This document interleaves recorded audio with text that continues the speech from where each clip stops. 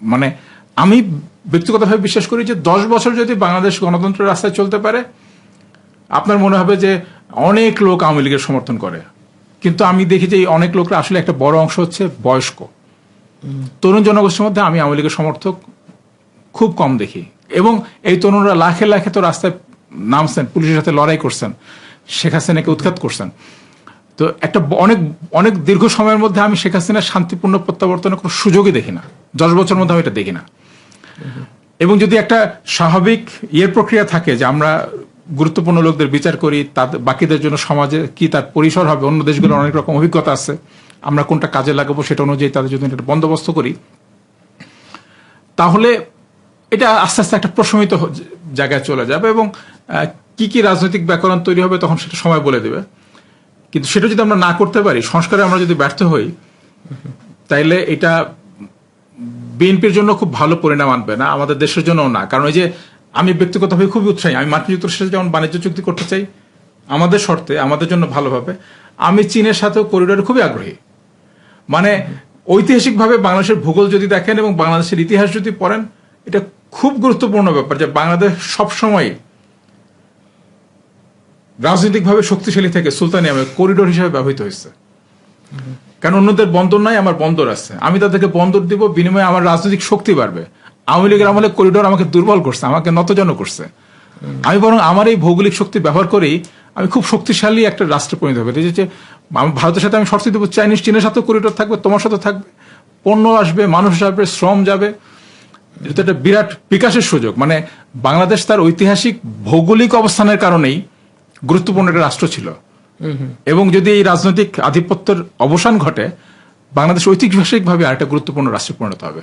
I think আমার যে খোয়াব, political খোয়াব, সেটার সাথে আপনি অনেক ডিস্ট্যান্ট না। আই থিঙ্ক কি সেটা হচ্ছে যে আমি বাংলাদেশে একটা ডেমোক্রেটিক রিপাবলিক হিসেবে দেখতে চাই, এবং একটা ধরেন প্রচলিত অর্থের যে ওয়েলফেয়ার স্টেট সেটা দেখতে চাই, যে এখানে রাষ্ট্রের যে সিভিল সার্ভেন্ট তারা হবে জনগণের খাদেম। এই হচ্ছে যে ধরেন মুদ্রা কথায়। এখন এই শর্তটা এখন যে ধরেন আওয়ামী লীগ তো ডেফিনেটলি সেরকম একটা পলিটিক্যাল দল না যে আসলে এটা করতে চায়। আই থিঙ্ক সে ফ্যাসিস্ট, আপনি তো সেটা ওইভাবে, এবং ওইগুলো ফ্যাসিস্ট স্লোগান, ওটাতে আপনি পুরোপুরি একমত হইলেন না বা কি জানি। কিন্তু ধরেন বিএনপি, জামাত আছে, আর একটা নতুন দল হয়েছে এনসিপি, এদের দিয়ে এরকম আশা করা যায় কিনা, এবং এ যদি আশা করা না যায় তাহলে অন্য একটা ধরেন কোনো পলিটিক্যাল ইমার্জেন্স একটা পার্টি হিসেবে সেটা কতদূর সম্ভাবনা দেখেন আপনি, বা কারা হবে তারা? আমি আপনার এর মধ্যে বলি যে ধরেন স্লোগান বিষয়ে আমার আপত্তি আছে, কিন্তু আওয়ামী লীগ যে একটা ফ্যাসিবাদ কায়েম করছিল এটা নিয়ে আমার ধারণা যে আমি খুব স্পষ্ট করেই বলছি, সেটা 75 সালেও সেটা এইবারও। তো ফলে হচ্ছে যে মানে পোশাকের রংটাকে খয়েরি বলবেন না কালচে বলবেন সেগুলো হচ্ছে অন্য ব্যাপার, কিন্তু ওটা যে পোশাক এই বিষয়ে আমরা একমত। তো আমি মনে করি যে একই রকম ফ্যাসিবাদী প্রবণতা জামাত ইসলামের মধ্যে আছে। ফ্যাসিবাদী প্রবণতা থাকলে তার ব্যাপারে আমাদের সতর্ক থাকা দরকার। দুই হচ্ছে যে সকল রাজনৈতিক দলই আপনি যে শব্দটা বলেন খাসলত, এই খাসলত নানান পরিস্থিতি হিসাবে বদলাতে বাধ্য হয়। গণতন্ত্রের ভালো দিক হচ্ছে যে গণতন্ত্র যদি আসলে জবাবদিহিতাটা ঠিকঠাক থাকে, রাষ্ট্রের হিসাব নিকাশ যদি ঠিকঠাক থাকে, একটা চোরকেও সে আটকায় রাখে, চোর চাইলে চুরি করে না। এটা তো আমি বলি যে মানিক যে রেপের সেঞ্চুরি করলো, কানাডায় যাওয়ার পরে তো তার নামে একটা রেপ মামলা হয়। একদম তাই, একদম তাই, খুবই ভালো উদাহরণ দিচ্ছেন, খুবই ভালো উদাহরণ দিচ্ছেন এটা। তো ব্যাপারটা এটাই। তো তাহলে কাঠামোগুলো যদি জবাবদিহিতামূলক থাকে, আমি আশা করি যে আমরা ভালো করব। কিন্তু কয়েকটা বিষয় যেটা নিয়ে আমি ইদানিং একটু চিন্তিত, এটা আমি নিয়মিতভাবে লিখি। আপনি যদি পুলিশ সংস্কার না করেন, যে পুলিশের আপনি যে অপরাধের সংস্কৃতি গড়ে তুলছেন এত বছরে, এটার যদি কোনো জবাবদিহিতার জন্য বিকল্প প্রতিষ্ঠান সংস্থা গড়ে না তোলেন যারা পুলিশের অপরাধ নিয়ে তদন্ত করবে, আপনার খুব সম্ভাবনা আছে যে আমলাতন্ত্র এবং পুলিশ মিলিয়ে আপনার জন্য রাস্তাটা বানায় দিবে, যে রাস্তা আপনি ক্রমাগত নিজেকে আরো বেশি শক্তিশালী বোধ করতে থাকবেন, এবং আপনার মধ্যে অনেক রকম স্বৈরতন্ত্রী প্রবণতা, ফ্যাসিবাদে যদি নাও হয় স্বৈরতন্ত্রী নানান প্রবণতা তৈরি হতে থাকবে।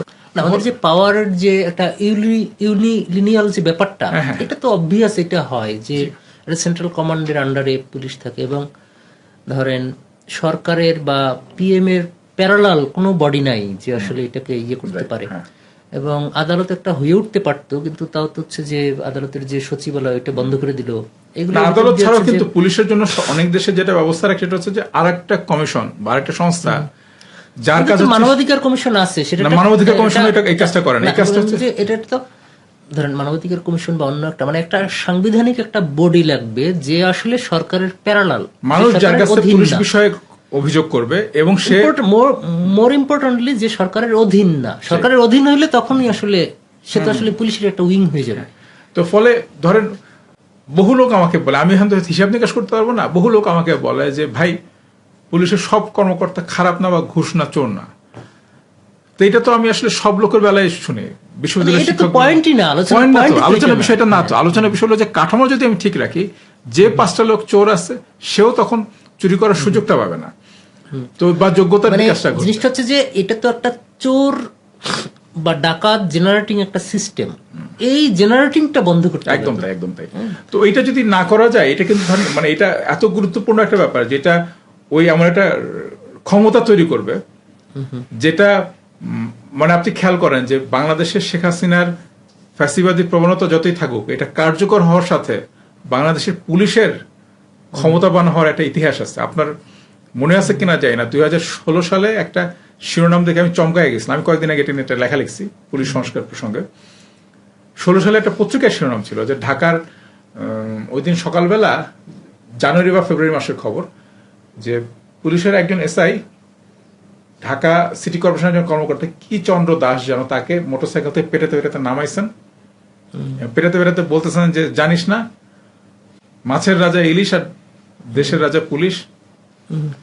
না, এটা তো তো এইটা, এবং ওই সময়টা দেখেন গবেষকরা ওই সময় দেখাচ্ছেন ওই সময়টাতে পুলিশের নতুন নতুন ব্যাটালিয়ন তৈরি করা হচ্ছে, সোয়াট এটা সেটা অমুক তমুক, পুলিশ র্যাবের সাথে পাল্লা দিয়ে ক্রস ফায়ার করতেছে, পুলিশ এক একটা মামলায় 20 জন আসামি 2000 লোককে গ্রেফতার করতেছে, এবং যে যত ক্রস ফায়ার করতেছে, যে যত গুম করতেছে তার প্রমোশন হচ্ছে তত তাড়াতাড়ি। এই যে একটা ভয়ঙ্কর, পুলিশের জেনারেলের স্তরে চলে যাচ্ছেন, পুলিশের একটা সামরিক একটা ইয়ে তৈরি হচ্ছে, রাইফেল স্নাইপার রাইফেল কিনতেছে তারা। এইটা পুলিশের ব্যাংক, পুলিশের ইউনিভার্সিটি করার যে ব্যাপারটা, তারপরে হলো যে একটা থানার ভিতরে মোস্ট পাওয়ারফুল লোকটা হয়ে গেছে ওসি, যেটা আপনার ধরেন 90s এর তো আপনার আমার মেমোরি আছে, সেই সময় হচ্ছে যে ইউনিয়ন পরিষদের একজন চেয়ারম্যান, সেও পুলিশে মনে করেন যে ইয়ে করতো আর কি।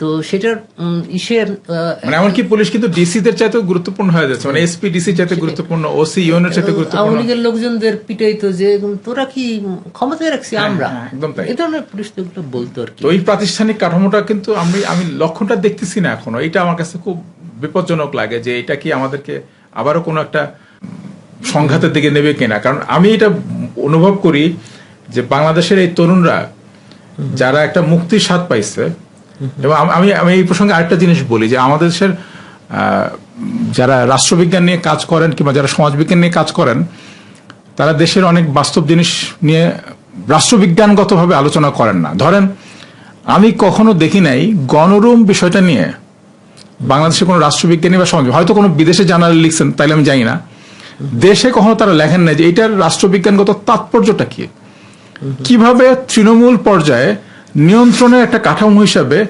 গণরুম গেস্ট রুম তৈরি হচ্ছে, এবং এটাই আসলে আওয়ামী লীগের ক্ষমতা কাঠামোকে তৈরি করতেছে। এবং আপনি দেখেন গণরুম গেস্ট রুম যখন ভেঙে পড়তেছে, আওয়ামী লীগ ভেঙে পড়তেছে কিন্তু।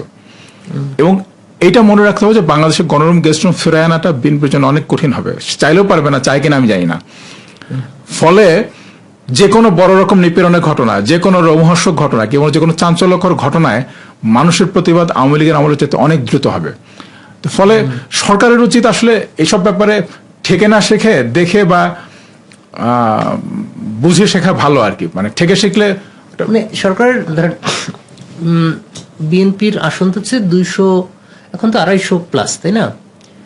তো তারপরেও তাকে এত ইনকনফিডেন্ট লাগে কেন? আমার ধারণা যে একটু ইনকনফিডেন্ট লাগা তো ভালো। মানে আমার তো মনে হয় যে সরকারের মানে সরকার জনগণের শক্তিটা টের পায়, মানে সে বোঝে যে কিছু একটা হলে মানুষ নেমে পড়বে। না না না, আমি ইনকনফিডেন্ট বলতেছি যে সে যেটা জানে যে জনগণ এটা চায়, সেইটা করার ব্যাপারে ইনকনফিডেন্ট। সেটা আমি বলতে পারবো না। এটা আসলে কেন এরকম হয়, নাকি জনগণের আগ্রহের সাথে তার আগ্রহের একটা দূরত্ব আছে, এটা আমি নিশ্চিত না। না, এই যে ধরেন এই জুলাই চার্টার, এই যে গণভোট, এই যে জিনিসগুলো নিয়ে তার যে ওইটা নিয়ে আমার কাছে একটা অন্য একটা ব্যাখ্যা আছে, যেটা হলো যে ধরেন খেয়াল করেন, এটা এই যে পলিটিক্যাল সায়েন্সের দিক থেকে বিবেচনা করলো যে কেন শেখ মুজিবুর রহমানের ৭২-এর সংবিধান জিয়াউর রহমান কিংবা এরশাদ ওই বিসমিল্লাহ আনা কিংবা রাষ্ট্রধর্ম আনার বাইরে কাঠামোগত জায়গাতে ক্ষমতা সম্পর্কে যাতে কোনো পরিবর্তন করে নাই, কারণ সুবিধাজনক। সে তো বটেই, ৭২ সংবিধানটা সুবিধাজনক। তো এখন একইভাবে সব সরকারই চায় যে সবচেয়ে চোর সরকার, সবচেয়ে ভালো মানুষ সরকার যেই হোক না কেন, সে ভাবে যে আমি থাকলেই তো দেশের ভালো। এমনিতে ফলে সে সর্বোচ্চ ক্ষমতাটা নিজের হাতে চায়। তো সেই কারণে দর কষাকষি করতেছিল সে কত কম ছাড় দেওয়া যায়, যেটা বিপজ্জনক, যেটা ঠিক না। ওই মতে দর কষাকষি কিন্তু তার, আমার ধারণা তরুণদের মধ্যে তার ইয়ে কমায় দিচ্ছে, গ্রহণযোগ্যতা খানিকটা হলেও কমাইছে। ওই রকম দর কষাকষি তার করাটা যথাযথ ছিল না। এমনিতে এই যে ৭২-এর কনস্টিটিউশন নিয়ে যখন আলাপ করে, তখন একটা জিনিস আমি কাউকে অ্যাড্রেস করতে দেখি না, সেটা হচ্ছে যে একটা ফান্ডামেন্টাল চেঞ্জ কি হয়েছে না। ধরেন বাকশাল যে হইলো, সেটা তো আসলে পার্লামেন্টারি সিস্টেম থেকে প্রেসিডেন্সিয়াল সিস্টেম হইলো, সেটাই তো কন্টিনিউ করলো আপ টু এরশাদ। হ্যাঁ, তো এইটা ইটসেলফ একটা চেঞ্জ কিনা। এবং ধরেন জিয়ার সময় যেটা হলো, তারপরে এরশাদের সময়, খালেদা জিয়ার সময় এটা যে আবার সেই জায়গায় ব্যাক করলো, সেটার বদলে বরং ধরেন আপনার প্রেসিডেন্ট এবং পার্লামেন্ট এই দুইটার ভিতরে যদি, মানে প্রেসিডেন্ট মানে ইলেক্টেড প্রেসিডেন্ট, নট এরকম সিলেক্টেড প্রেসিডেন্ট, ক্ষমতার যদি ভাগাভাগি হইতো তাইলেই বরং বেটার রিফর্ম হইতো। রাষ্ট্রপতির হাতে অনেক বেশি থাকা আর কি, মানে রাষ্ট্রপতি মানে একটা ভাগাভাগি, যে একটা চেক অ্যান্ড ব্যালেন্স। তো কিন্তু 91-এ খালেদা জিয়ার যারা পরামর্শ দিল, তারা আসলে তখনকার যারা এরকম চিন্তা, তারা তো আসলে অবিকল সেই আগের যে পার্লামেন্টারি সিস্টেম, সেই সিস্টেমেই যাওয়ার কথা ভাবলো। এখানে আমার একটা থিওরি আছে এরকম, যে যেসব জায়গায় রেভলিউশন হয়েছে সেই সব জায়গায় মোটামুটি প্রেসিডেন্সিয়াল শাসন, আর যেসব জায়গায় রেভলিউশন হয় নাই সেই সব জায়গায় হচ্ছে পার্লামেন্টারি সিস্টেম। আপনি আমেরিকা আর কানাডা চিন্তা করেন, আমেরিকা আর অস্ট্রেলিয়া চিন্তা করেন, আবার ধরেন জাপান বা এরকম জায়গা, যে জায়গায় হচ্ছে যে রেভলিউশন হয় নাই, সেখানে আসলে এরকম একটা পার্লামেন্টারি সিস্টেম, যেটা সিম্বলিক্যালি ওই কিং ওইটা উপরে আছে। এখন ধরেন ব্রিটেনের রানীর যে রোল বা অনার তার সমাজে, সেটা কি আপনি চুপ্পুর কাছ থেকে আশা করতে পারেন? আমাদের প্রেসিডেন্ট কি সেটা কখনো দিতে পারবে? সত্যি কথা, তার যে মোরাল স্ট্রেংথ, দুইটা ধরনের সরকার হতে পারে, একটা হলো প্রেসিডেন্সিয়াল, একটা হলো পার্লামেন্টারি। কিন্তু ধরেন প্রধানমন্ত্রীর হাতে পর্যাপ্ত ক্ষমতা থাকা, এটা তার সরকার চালানোর জন্য দরকার, কিংবা রাষ্ট্রপতি শাসনে রাষ্ট্রপতির হাতে পর্যাপ্ত ক্ষমতা তার রাষ্ট্র চালানোর জন্য দরকার। কিন্তু যদি আপনি দুজনের কাছে কিছু কিছু ক্ষমতা ভাগ করে দেন, তার একটা বিপদ আছে। অনেকগুলো দেশে দেখা গেছে, বিশেষ করে পাকিস্তানে তো এটা অনেকবার ঘটছে। ওই যে রাষ্ট্রপতির হাতে কিছু ক্ষমতা দিচ্ছেন না, ওইটাকে কেন্দ্র করে সেনাবাহিনী আবার পলিটিক্সে তার ক্ষমতা বিস্তার এবং বৈধভাবে করতে পারে। কারণ রাষ্ট্রপতি একটা আকাঙ্ক্ষা জানায় বা সেটা বলে, সে পার্লামেন্ট ভেঙে দেয় খুবই স্বৈরতান্ত্রিক ভাবে, এবং কে তখন ঠিক, প্রধানমন্ত্রী ঠিক তো প্রেসিডেন্ট ঠিক, পিছনে এসে দাঁড়ায় সেনাবাহিনী, ফলে রাষ্ট্রপতির কথাই তখন ঠিক হয়ে যায়। এইটার একটা বিপজ্জনক সম্ভাবনা থাকে। ফ্রান্স, আমেরিকা, ওইসব দেশে না ঐতিহাসিক ভাবে বিকশিত হয়েছে বলে বিষয়টা এক একটা ঘটনা ঘটে। আমাদের দেশে যতক্ষণ না জনগণের কর্তৃত্ব রাষ্ট্রের উপরে কায়েম হচ্ছে, এই অর্থে যে রাষ্ট্রের সমস্ত বাহিনী জনগণের আগ্রহের অধীন, ততক্ষণ পর্যন্ত এটা বেশ বিপজ্জনক। এমনিতে আমার ইমাজিনেশনে জিনিসটা হচ্ছে যে ভালো কথা, এটা আমি বলি যে আমরা সংবিধান সংস্কার কমিশনের 2টা পত্র পাঠিয়েছিলাম। পত্র 2টা কিছুদিন আগে আমরা অনেক দিন পরে প্রকাশ করছি। একটা ছিল রাষ্ট্রপতির হাতে ক্ষমতা দেওয়া নিয়ে, আর একটা ছিল রাষ্ট্রধর্ম নিয়ে। তো রাষ্ট্রপতির হাতে ক্ষমতা দেওয়ার বিষয়ে আমি এবং শরীফ ভুইয়া, আমাদের কমিশনের 2 সদস্য, আমরা এই বিষয়ে এই মতটাই পোষণ করছিলাম যে ওইখানে একটা প্রস্তাব জনপ্রিয় হয়েছিল কমিশনে, যে রাষ্ট্রপতিকেও নির্বাচিত করা হোক প্রধানমন্ত্রীর মতো। তো নির্বাচিত রাষ্ট্রপতি যেহেতু একটা বৈধতা থাকবে জনগণের কাছে, ফলে ওইটাকে কেন্দ্র করে কি কি রাজনৈতিক সংকট তৈরি হতে পারে সেটা আমরা ওখানে দেখাইছিলাম আর কি। তো এটার পরে সংবিধান সংস্কার কমিশন ওই প্রস্তাবটা বাতিল করে দেয়। ফলে এই যে তারিক যে এরকম, মানে তার হাতে যে পুরো ক্ষমতা থাকলো, এটার কিছু দয়া আপনারও আছে আর কি। মানে আমার মানে ধরেন নাহলে হয়তো চেঞ্জ হতে পারতো না, তার কাছে তো আমরা বেশি ক্ষমতা দিলাম এটার মধ্যে দিয়ে। আমি সেটাই তো বললাম। ও আমরা সেটা চাই, কারণ হচ্ছে আমরা মানে কারণ আমাদের কমিশনে না 2টা প্রস্তাব ছিল এই বিষয়ে, যে প্রধানমন্ত্রীর পদটাকে জবাবদিহিতে আনা। তার 2টা উপায় হিসেবে আসছিল। একটা উপায় পদ্ধতি ছিল রাষ্ট্রপতির হাতে ক্ষমতা দেওয়া। আমরা বলছিলাম না, রাষ্ট্রপতির হাতে ক্ষমতা না দিয়ে, কারণ রাষ্ট্রপতির ক্ষমতাকে কেন্দ্র করে আবারও সেনা বিদেশি নানান রকম তৈরি হতে পারে, বরং প্রতিষ্ঠানগুলোকে গুরুত্বপূর্ণ করে তোলে। যেমন ধরেন, আপনি যদি মাত্র 4-5টা রাষ্ট্রীয় প্রতিষ্ঠানকে এম্পাওয়ার করেন এবং তাকে প্রধানমন্ত্রীর হাত থেকে বের করে দেন, তাইলে স্বয়ংক্রিয়ভাবে প্রধানমন্ত্রীর ক্ষমতা, মানে প্রধানমন্ত্রী এভরিডে কাজ করার ক্ষমতা খর্ব হবে না, তার দুর্নীতি করার ক্ষমতা, স্বেচ্ছাচারিতা করার ক্ষমতা, নির্বাচনকে জালিয়াতি করার ক্ষমতা নাই হয়ে যাবে। তো এই দ্বিতীয় প্রস্তাবটাই পাশ হয়েছে, যে প্রাতিষ্ঠানিক ব্যবস্থাগুলো করা। যে প্রাতিষ্ঠানিক ব্যবস্থা আছে তো, এর ফলে তো ধরেন আমাদের যে সুপ্রিম কোর্ট, সে তো হচ্ছে যে প্রাইম মিনিস্টারকে বাতিল করে দিতে পারে। আমাদের এখানে তো জনগণ সভরেন না, সভরেন হচ্ছে সুপ্রিম কোর্ট। সেটা সুপ্রিম কোর্টকে অ্যাকাউন্টেবল করবে কে?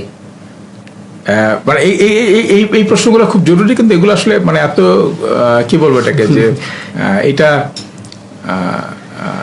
আমরা তো আসলে কিছুটা যাকে বলা যায় যে সত্যি বলতে যে আমরা কিছুটা অনেকখানি জোড়াতালি দিয়ে সমস্ত প্রবলেম সলভ করি। তো এই জোড়াতালি দেওয়ার এর মধ্যে দিয়ে কতগুলো সূক্ষ্ম ভারসাম্যের উপর দাঁড়াইছে।